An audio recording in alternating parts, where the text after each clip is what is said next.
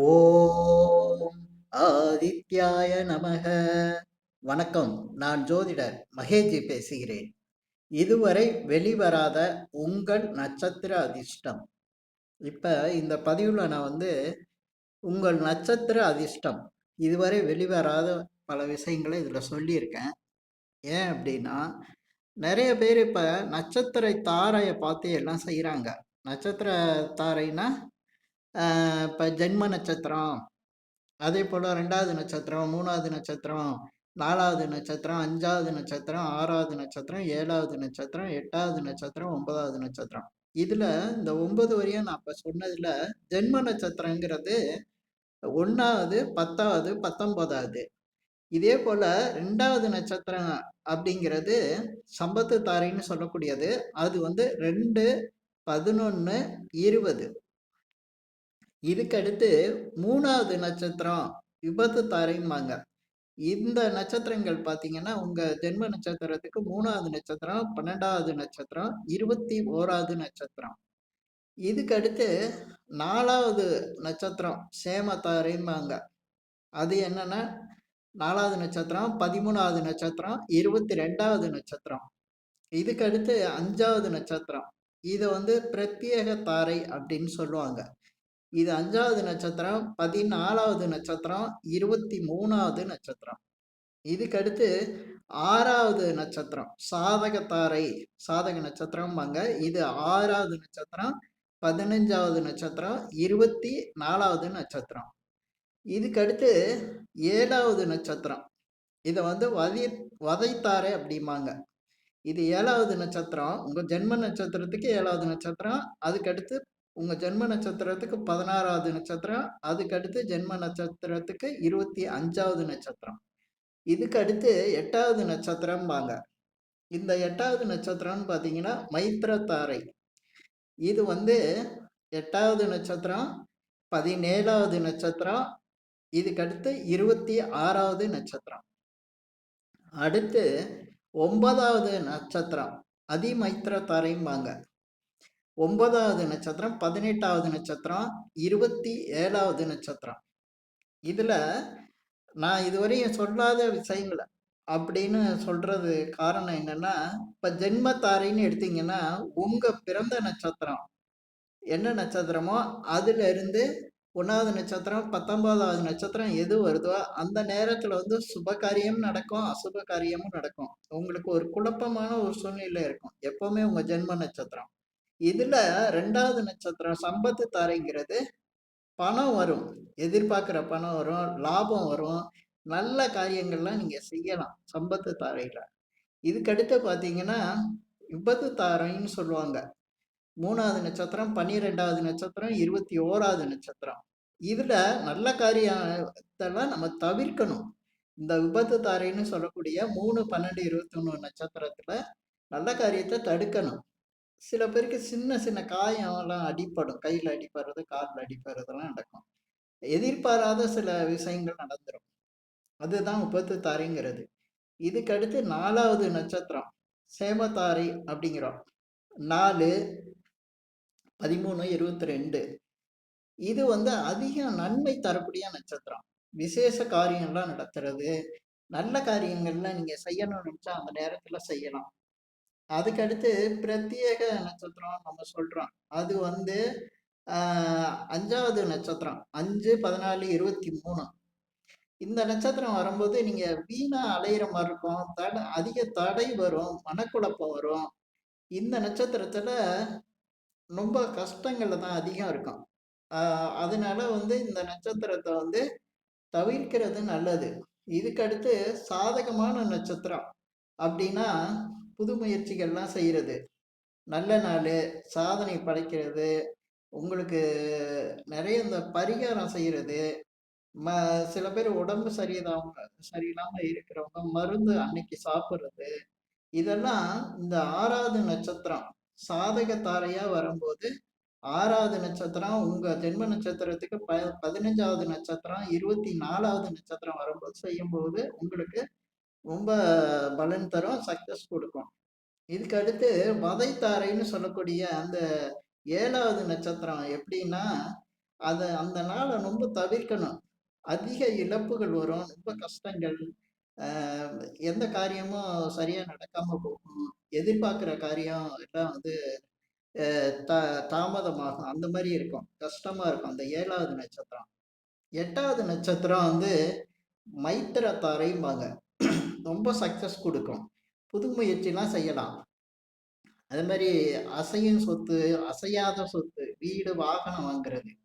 இதெல்லாம் வந்து இந்த உங்களுக்கு இந்த மைத்திர தாரைன்னு சொல்லக்கூடிய 8வது நட்சத்திரம், உங்க ஜென்ம நட்சத்திரத்துக்கு 17வது நட்சத்திரம், 26வது நட்சத்திரத்துக்கு அன்னைக்கு நீங்க இந்த வீடு, இடம், நிலம் வாங்குறது, அதேபோல இந்த பெட் அனிமல்லாம் வாங்குவாங்க. இதெல்லாம் வாங்குறது மைத்திர தாரையில வாங்கலாம். இதுக்கு அடுத்து 9வது நட்சத்திரம். உங்க ஜென்ம நட்சத்திரத்துக்கு 9வது நட்சத்திரம், 18வது நட்சத்திரம், 27வது நட்சத்திரம். இது வந்து எப்படின்னா, இந்த 27வது நட்சத்திரம், 18வது நட்சத்திரம், 9வது நட்சத்திரங்கிறது சுப காரியங்கள்லாம் செய்யலாம்.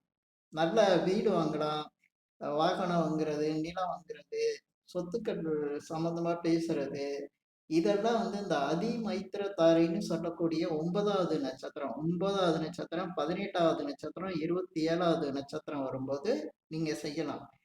இந்த நட்சத்திரங்கள் எல்லாமே அ இப்ப நான் சொன்னது எல்லாமே உங்களுக்கு எது நல்ல நட்சத்திரம், எது கெட்ட நட்சத்திரங்கிறத சொல்லிட்டேன். இப்ப இதுவரை வெளிவராத விஷயம். இதுல வந்து சில பேர் சொல்லவே இல்ல. இதனால தான் நெறைய நல்ல விஷயங்கள் இப்ப சம்பத்து தாரை சொன்னேன்ல 2வது நட்சத்திரம், 2வது நட்சத்திரம், 11வது நட்சத்திரம், 20வது நட்சத்திரம். அந்த நட்சத்திரம் வர நாள்ல உங்களுக்கு பணம் வரும். நல்ல காரியம் எல்லாம் செய்யலாம். அதேபோல லாபம் வரும். நல்ல விஷயங்கள்லாம் நடக்கும். ஆனா, இந்த 2வது நட்சத்திரம் வரும்போது சில பேருக்கு நல்ல விஷயங்கள் நடக்காது. பணமும் வராது. ஏதோ ஒரு தடையா இருக்கும். அப்ப என்ன அப்படின்னு பார்த்தீங்கன்னா, இப்ப ஜென்ம நட்சத்திரத்துக்கு ஒரு கிரகம் அதிபதியா இருக்கும். இதே போல 2வது நட்சத்திரத்துக்கு ஒரு கிரகம் அதிபதி. 3வது நட்சத்திரம் இப்படி வரிசையா 9 நட்சத்திரம் வரையும் வந்து ஒவ்வொரு அந்த உங்க ஜென்ம நட்சத்திரத்துக்கு அந்த நாள் வர்றப்போ ஒரு கிரகம் வந்து அதிபதியா இருக்கும். அந்த கிரகம் வந்து 6, 8, 12ல மறையாம இருக்கணும். அப்பதான் உங்களுக்கு வந்து அந்த நல்ல விஷயங்கள் கரெக்ட்டா நடக்கும். இப்போ பொதுவா வந்து உங்களுக்கு 2வது நட்சத்திரம் வந்துருச்சு. சம்பத்து தாரை வருதுன்னு வச்சுக்கங்களேன். 2வது நட்சத்திரம், 11வது நட்சத்திரம், 20வது நட்சத்திரம் நடக்கிற அன்னைக்கு உங்களுக்கு சம்பத்து தாரை பணம் வரணும். ஆனா வரல. என்ன அப்படின்னு பார்த்தீங்கன்னா, அன்னைக்கு இந்த 2வது தாரைக்கு அதிபதியா இருக்கக்கூடிய புதன் வந்து 6, 8, 12ல மறையாம இருக்கணும். அப்பதான் உங்களுக்கு அந்த விஷயம் நடக்கும். நல்ல பணம் வரும். அதேபோல நல்ல காரியங்கள் செஞ்சாலும் சரியா இருக்கும். அத வந்து நம்ம கவனிக்கணும். இதுக்கு தான் நான் இந்த பதிவுல இந்த விஷயத்த சொல்லியிருக்கேன். இப்ப சம்பத்து தாரைய எல்லாரும் எதிர்பார்க்குறாங்க. 2வது நட்சத்திரம், 11வது நட்சத்திரம், 20வது நட்சத்திரம். அன்னைக்கு புதனோட நிலைமைய நீங்க பார்க்கணும். புதன் வந்து உங்க ராசிக்கு 6, 8, 12ல மறையாம இருக்கணும். ராசிக்கு. சந்திரன்ல இருந்து 6, 8, 12ல மறையாம இருக்கணும். இதே போல 4வது நட்சத்திரம் சொல்றோம். 4வது நட்சத்திரம், 13வது நட்சத்திரம், 22வது நட்சத்திரம். அதிக நன்மை நடக்கும். விசேஷ காரியம், நல்ல காரியம்லாம் செய்யலாம் அப்படின்னு சொல்றோம். ஏன்னா, இந்த 4வது நட்சத்திரத்துக்கு அதிபதியா வரக்கூடியவரு குரு பகவான். அவரு உங்க ராசிக்கு 6, 8, 12ல மறையாம இருக்கணும். இப்ப சம்மதத்தாரைக்கு புதன் சொன்ன மாரி, 4வது நட்சத்திரம் சேமத்தாரைக்கு வந்து குரு மறையாம இருக்கணும். அப்பதான் வந்து உங்களுக்கு நல்ல விஷயங்கள்லாம் நடக்கும். இல்லன்னா அன்னைக்கு கொஞ்சம் கஷ்டம் தான். பிரச்சனை தான் குடுக்கும். இதுக்கு அடுத்து பார்த்தீங்கன்னா, 6வது நட்சத்திரம் நம்ம சொல்றோம் சாதகத்தாரைன்ட்டு. 6வது நட்சத்திரத்துக்கு அதிபதியா வரக்கூடியவர் யாருன்னா சந்திரன். இந்த சந்திரன் வந்து அன்னைக்கு உங்க ராசிக்கு மறையாம இருக்கணும். உங்க ராசியில இருந்து 6, 8, 12ல இருக்கக்கூடாது. ஏன்னா, அப்பதான் வந்து சாதகத்தாரை நீங்க எடுக்கிற முயற்சிகள் ஜெயிக்கும். நெறைய பேரு ஆ ச சாதகத்தாரை நம்மளுக்கு வந்துருச்சு. அன்னைக்கு போய் நல்லா முயற்சி செய்யலாம். நல்ல சக்சஸ் ஆயிரும். எல்லாம் நல்லதா நடக்கும் அப்படின்னு நெனைப்பாங்க. அன்னைக்கு வந்து ரொம்ப கவனிக்க வேண்டிய விஷயம் என்னன்னா, சந்திரன் எப்படி இருக்காருன்னு பார்க்கணும். சாதக தாரைக்கு அன்னைக்கு சந்திரன் வந்து 6, 8, 12ல மறையக்கூடாது. 8ல மறைஞ்சா உங்களுக்கு தெரியும். அன்னைக்கு சந்திராஷ்டமங்கிறது. 6, 12லயும் பார்த்துக்கணும். அப்பதான் அந்த சாதக தாரை வந்து உங்களுக்கு சக்சஸ குடுக்கும். இதுக்கடுத்து மைத்திர தாரைன்னு நம்ம சொல்றோம். மைத்திர தாரை வந்து 8வது நட்சத்திரம். புது முயற்சி செய்யலாம். அசையா சொத்துக்கள வாங்கலாம். வீடு, வாகனம் வாங்குறது. இதுக்கு நம்ம மைத்திர தாரைய யூஸ் பண்றோம். 8வது நட்சத்திரம் பிறந்த நட்சத்திரத்துக்கு 8வது நட்சத்திரம், 17வது நட்சத்திரம், 26வது நட்சத்திரத்த நம்ம வீடு, வாகனம் வாங்குறதுக்கு, அசையும் சொத்து, அப்புறம் இந்த பெட் அனிமல் வாங்குறது, கால்நடைகள் வாங்குறது, இதுக்கெல்லாம் நம்ம யூஸ் பண்றோம். 8, 17, 26 அந்த மாதிரி வர அன்னைக்கு நம்மளுக்கு அது ஏதோ ஒரு தடை இல்ல. அதனால பிரச்சனை வருது அப்படிங்கையில நிறைய பேர் அதை யோசிச்சிருக்காங்க. ஆனா 8வது நட்சத்திரத்தை தானே நம்ம யூஸ் பண்ணியிருக்கோம் அப்படின்னு பார்க்கும்போது, அன்னைக்கு அந்த 8வது நட்சத்திரத்துக்கு வந்து அதிபதியா வரக்கூடியவர் சுக்கிரன். அந்த சுக்கிரன் 6, 8, 12ல மறையாம இருக்காரா அப்படிங்கிறத பார்க்கணும். 6, 8 சந்திரன்ல இருந்து உங்க ராசிக்கு 6, 8, 12ல மறையாம இருக்கணும். ஏன்னா சந்திரன் அன்னைக்கு சுக்கிரன் அன்னைக்கு 8வது நட்சத்திரத்துக்கு அதிபதி சுக்கிரன். அந்த சுக்கிரன் வந்து வீடு, வாகனம் வாங்குற போது மறையாம இருக்கணும். அப்படி மறையாம இருந்தாங்கன்னா நல்லா இருக்கும். இதுக்கு அடுத்து 9வது நட்சத்திரம் வந்து அதிமைத்திரத்தாரைம்பாங்க. 9வது நட்சத்திரம், 18வது நட்சத்திரம், 27வது நட்சத்திரம். இப்ப இந்த நட்சத்திரம் வாங்கையில திருமணம் செய்வாங்க. ஏன்னா அதிமைத்திர தாரைங்கையில சுப விஷயங்கள் எல்லாமே செய்யறது. திருமணத்துக்கு, அதே போல நல்ல விஷயங்கள் பேசுறதுக்கு, அது பூமி சம்பந்தமான விஷயங்கள், கட்டடம், இந்த மாதிரி வீடு, நிலம் சம்பந்தப்பட்ட விஷயங்கள், சகோதரர் சம்பந்தப்பட்ட விஷயங்கள், இந்த மாதிரி உடல் நலத்தை கூட அன்னைக்கு சொன்னோம். இந்த அதிமைத்திரத்தாரைக்கு உடல் நலத்துக்கான விஷயங்கள் இதெல்லாம் செய்யலாம். ஆனா அந்த 9, 18, 27 ஜென்ம நட்சத்திரத்துக்கு 9வது நட்சத்திரம், 18வது நட்சத்திரம், 27வது நட்சத்திரம் வரையில சில பிரச்சனைகளும் வருது. இப்ப அன்னைக்கு தான் நான் வந்து திருமண முகூர்த்தம் வச்சேன். அதே போல கிரகப்பிரவேசம் வச்சேன். நல்ல விஷயங்கள்லாம் அன்னைக்கு தான் செஞ்சேன். ஆனா அது எனக்கு ஒர்க் அவுட் ஆகலையே, பிரச்சனை கொடுக்குதே அப்படின்னா, அதுக்கு அதிபதி வந்து செவ்வாய். மங்களகாரகன்னு சொல்லக்கூடிய செவ்வாய். இப்ப அதிமைத்திரத்தாரைன்னு சொல்ல 9வது நட்சத்திரத்தை நம்ம யூஸ் பண்ணும்போது, அன்னைக்கு அதிபதியா இருக்கக்கூடிய கிரகம் வந்து செவ்வாய். செவ்வாய் வந்து உங்க உங்க ராசிக்கு 6, 8, 12ல மறையாம இருக்கணும்.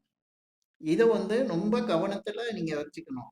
இப்ப நான் இந்த விஷயத்த இப்ப தெளிவா சொல்லியிருக்கேன். எல்லாரும் வந்து நட்சத்திர தாராபலன யூஸ் பண்றீங்க. அன்னைக்கு எந்த அது கிரகம் அதுக்கு வந்து அந்த இப்ப சாதக தாரைக்கு, அதே போல சம்பத்து தாரைக்கு, மைத்திர தாரைக்கு, அதிமித்திர தாரைக்கெல்லாம் வந்து எப்படி சாதகமா ஒரு கிரகம் இருக்கோ, அந்த கிரகம் வந்து மறையாம இருக்கணும். இப்ப நான் சொன்னதுல இந்த பதிவுல நான் சொல்லியிருக்கிற விஷயங்கள் உங்களுக்கு பிடிச்சிருந்தா ஷேர் பண்ணுங்க, லைக் பண்ணுங்க. அதே போல இந்த சேனலுக்கு சப்ஸ்கிரைப் பண்ணுங்க. என்கிட்ட ஜாதகம் பார்க்கணும்னா மட்டும் கீழ இருக்க என் நம்பருக்கு கால் பண்ணுங்க. நன்றி, வணக்கம்.